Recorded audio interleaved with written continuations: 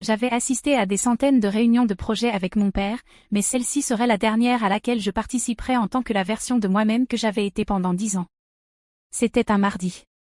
Nous étions en train de revoir le planning du chantier McKinley quand il m'a regardé, calme, professionnel, et a déclaré. Camille, tu n'as pas l'étoffe d'un leader. J'ai cligné des yeux, croyant avoir mal entendu, mais il a continué. Nous avons officiellement transféré 75% de Riden et Kobe à Colby. Il prendra la direction générale le trimestre prochain. Aucune explication. Aucun avertissement. Juste un fait, annoncé du même ton qu'il utilisait pour commander les déjeuners. J'ai fixé le diagramme de Gantt au mur comme s'il pouvait m'expliquer ce qu'il ne disait pas. Ma poitrine s'est serrée, mais je n'ai pas parlé. Je n'ai pas demandé pourquoi. Je connaissais déjà la réponse. Colby, avec son sourire éclatant et son agenda vide, était un visionnaire. Moi, j'étais fiable, solide, infatigable. Mais pas inspirante. Le reste de la réunion a été un flou. Des réaffectations de comptes clients, une nouvelle direction créative, des réallocations budgétaires. J'ai hoché la tête quand il le fallait. Pris des notes que je ne relirai jamais. Après, je suis retourné dans mon bureau et j'ai fermé la porte. Le bourdonnement de la lumière au plafond était assourdissant. Je me suis assise à mon bureau, contemplant mon reflet dans l'écran noir de l'ordinateur. 10 ans. 10 ans de matins précoces, de nuits tardives, d'anniversaires oubliés, de vacances sacrifiées, tout échangé contre ce moment. Un renvoi enveloppé dans une phrase. J'ai ouvert le tiroir du bas et fixé la bouteille de bourbon que j'y gardais pour les nuits interminables et les décisions difficiles. Ma main a plané au-dessus, mais ne l'a pas touchée. Je n'avais pas besoin d'engourdir cette douleur. Je devais m'en souvenir. La phrase. L'instant. La trahison. Parce que le prochain mouvement serait le mien. Mes premiers souvenirs étaient ceux où je rampais sous la table à dessin de mon père, l'odeur de la sueur accrochée à son jean pendant que je coloriais au dos de vieux plans. Je savais lire un plan d'étage avant même de pouvoir écrire une phrase complète. Pendant que les autres enfants jouaient à la maison, moi, je réorganisais des chantiers imaginaires. À 12 ans, je répondais au téléphone à l'accueil. À 16 ans, je suivais mon père pendant les visites clients, carnet en main, posant des questions dont il disait être fier. Camille a l'œil des Riden, se vantait-il. Elle voit la structure dans le chaos. Je l'avais cru. J'avais refusé une bourse à NYU pour rester près de lui et étudier à l'Oregon Tech. Spécialisé en gestion de construction. Diplômé major de promo. Décliné 2 offres de grands groupes. Riden et Kobe, c'est l'héritage, me disais-je. Reste et construis-le. Alors je l'ai fait. Pendant 10 ans, j'étais la première arrivée et la dernière partie. J'ai géré les paies, formé les nouveaux, supervisé chaque contrat important.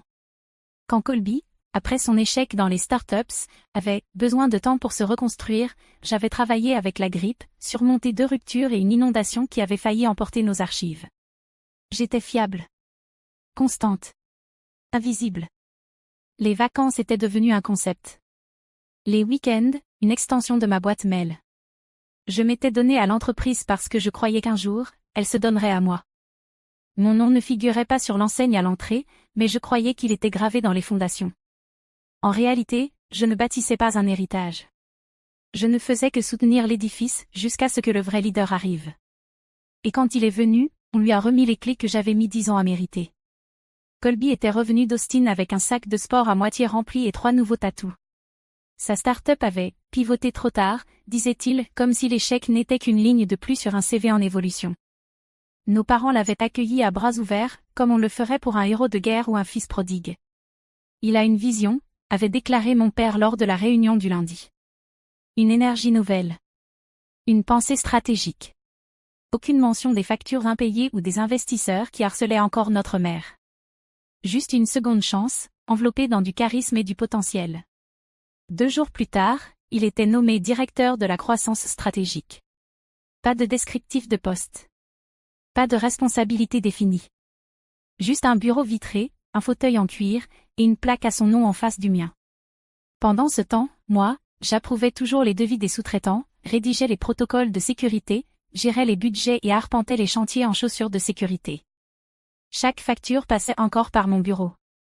Chaque client mécontent m'appelait en premier. Colby passait ses après-midi à brainstormer. Ses slides étaient jolis, remplis de mots-clés, disruptif, alignement, branding centré client. Un jour, je l'avais surpris en train de chercher « C'est quoi une punch list ?» sur Google. Pourtant, mon père souriait béatement à chacune de ses idées à moitié cuites. C'est exactement le genre d'innovation qu'il nous faut. Je suis restée silencieuse, j'ai fait tourner la boutique, j'ai rattrapé ses erreurs. Quand un fournisseur a failli nous lâcher à cause d'une erreur de communication de Colby, j'ai passé 2 jours à réparer les dégâts en coulisses. Personne ne m'a remercié. Colby, lui, a eu un article dans la newsletter du secteur. Maman disait qu'il trouvait enfin sa voie. Papa le qualifiait de leader né. Et moi? J'étais juste la chef de projet qui faisait tout fonctionner, l'échafaudage sur lequel il s'appuyait, jusqu'à ce qu'il n'ait plus besoin de la structure en dessous. J'aurais dû m'en douter. Mais je ne l'ai pas vu venir. Pas avant que le classeur ne me trahisse. Tout a commencé par un permis manquant. On préparait les documents finaux pour l'inspecteur de la ville sur le chantier Eastbrook, et quelqu'un avait encore mal classé les approbations de zonage. Je suis allé moi-même fouiller dans l'archive. Depuis la refonte organisationnelle de Colby, plus rien n'était à sa place. Étiquette inversée.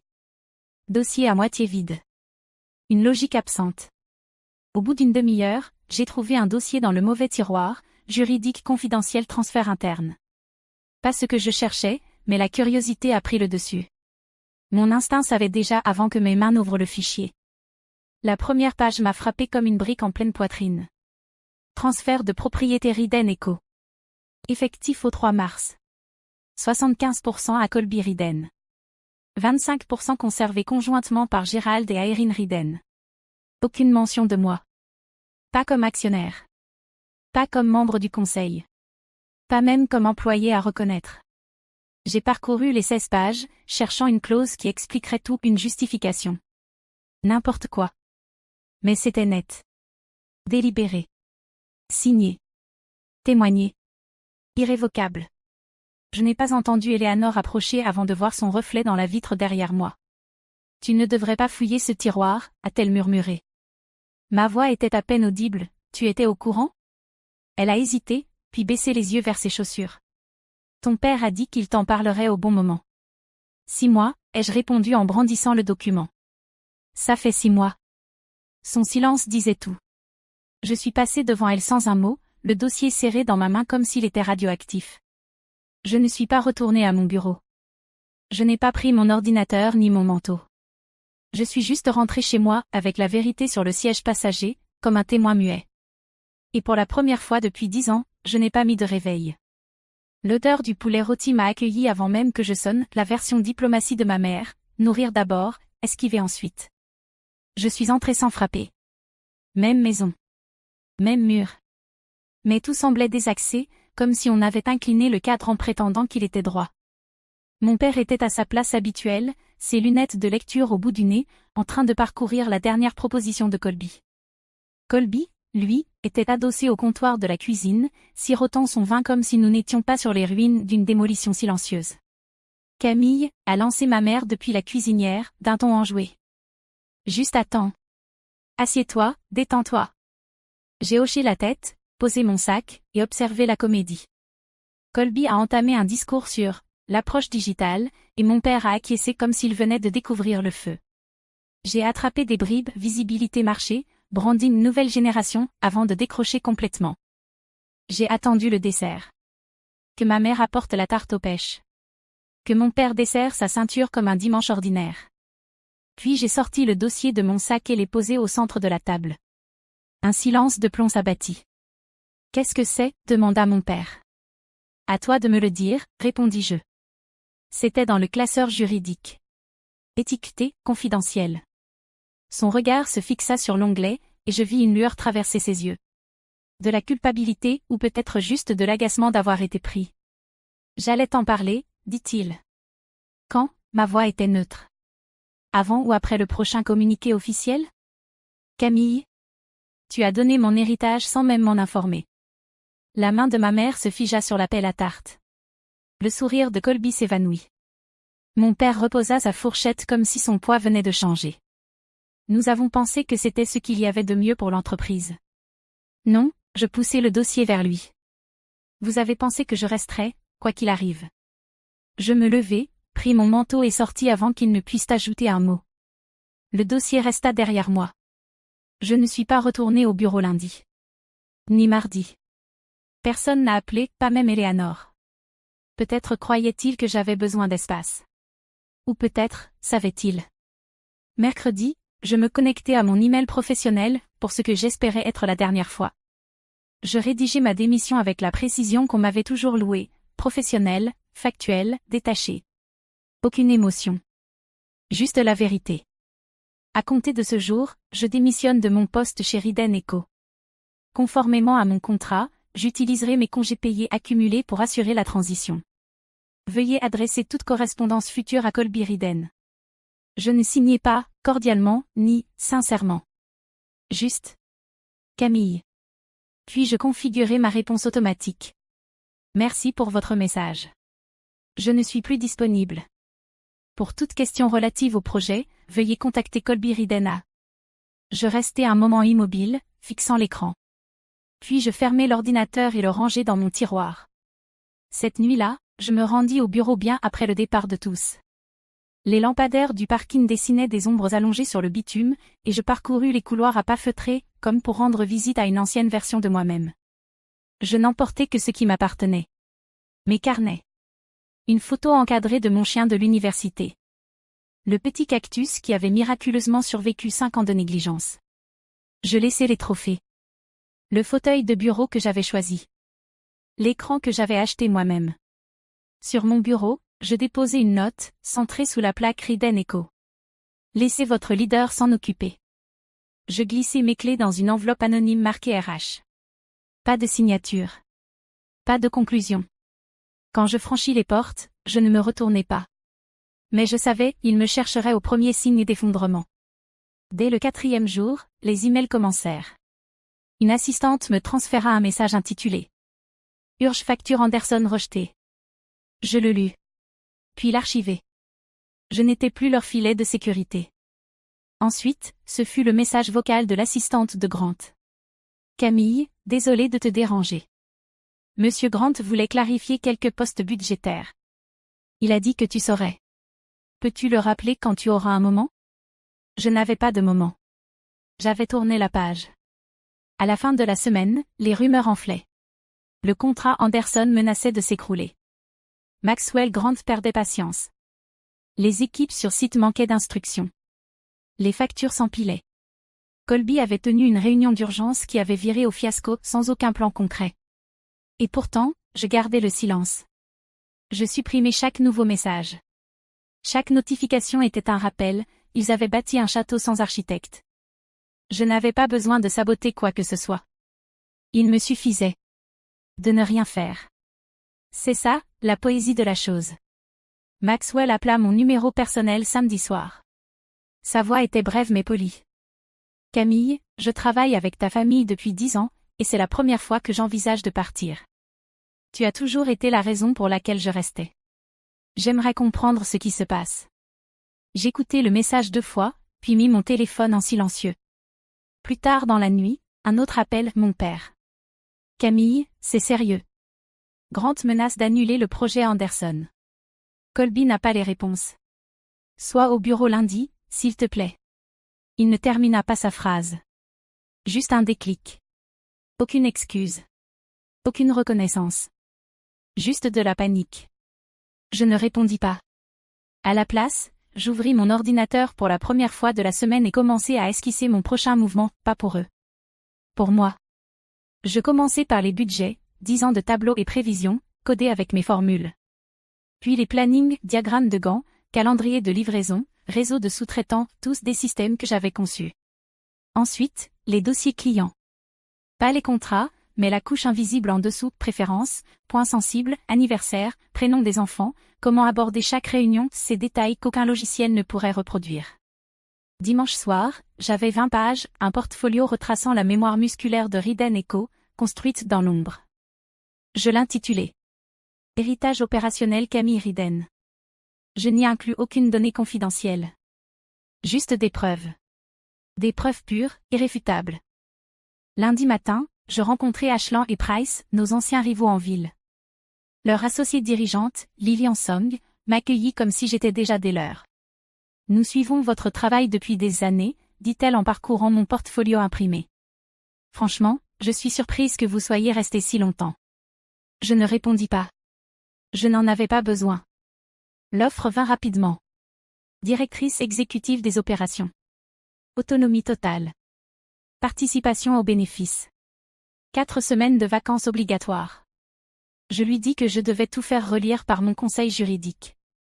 L'après-midi même, je rencontrai Margot et une amie de fac devenue experte en contrat de travail. Nous étalâmes les documents sur son plan de travail. Elle entoura des clauses en rouge, barra des échappatoires en bleu. C'est solide, déclara-t-elle. Mieux que la moyenne. Et plus que juste. Je hochai la tête. L'ancienne version de moi aurait hésité, craignant de sauter. Mais je ne cherchais plus la loyauté. J'en avais fini de me justifier devant ceux qui ne regardaient jamais. Ce soir-là, j'envoyai un email à Lilian. Je n'avais pas encore signé, mais mes mains ne tremblèrent pas en tapant. Continuons cette conversation sur le déjeuner. Je ne fus pas surprise quand la sonnette retentit. Je l'attendais depuis le 2e message vocal. Gérald Riden ne frappa pas. Il ne l'avait jamais fait. Il se tenait sur mon seuil, les épaules tendues, un dossier sous le bras. Pas de banalité. Pas de sourire. Juste de l'urgence. Nous avons besoin de toi, dit-il. Anderson menace de poursuite. Le personnel panique. Colby est dépassé. Je m'écartai, par calcul, pas par politesse. Je voulais entendre l'argumentaire complet. Il exposa tout comme une transaction commerciale. Augmentation. Titre supérieur. Bureau avec vue. Directrice des opérations. Pleine autonomie. Officiellement, nous pouvons tout valider d'ici vendredi, ajouta-t-il, comme si le mois passé n'avait jamais existé. Vous voulez que je nettoie le désastre, dis-je d'un ton plat. Je veux te voir à ta vraie place. Je m'adossai au comptoir, bras croisés. Très bien. Voici mes conditions. 40% du capital, un siège au conseil, des droits de vote contraignants, et une semaine plafonnée à 45 heures, par écrit. Si je reconstruis cette entreprise, ce ne sera pas au prix de ma vie. Il me dévisagea comme si j'avais parlé une autre langue. C'est déraisonnable. Non, rétorquai-je. Ce qui était déraisonnable, c'était de me faire diriger votre société sans voix au chapitre. Je ne recommencerai pas. Tu risquerais tout pour un pourcentage ? Je secouai la tête. Je ne risque rien. Vous, si. Il ne discuta pas. Juste un homme confronté à un pouvoir qui ne lui obéissait plus. Vous avez 2 jours, déclarai-je. Ensuite, l'offre d'Ashland et Price sera signée. Il partit sans un mot, emportant la réalisation que les règles avaient changé. Et que cette fois, c'était moi qui les écrivais.